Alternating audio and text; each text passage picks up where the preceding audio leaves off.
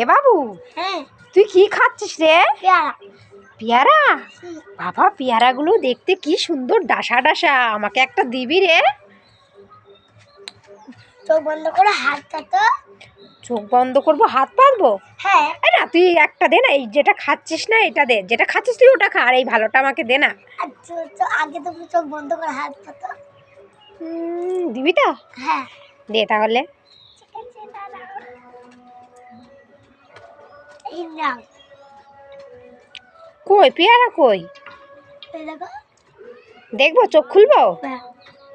এই, তুই এটা কি দিয়েছিস? পেয়ারার একটা বীজ?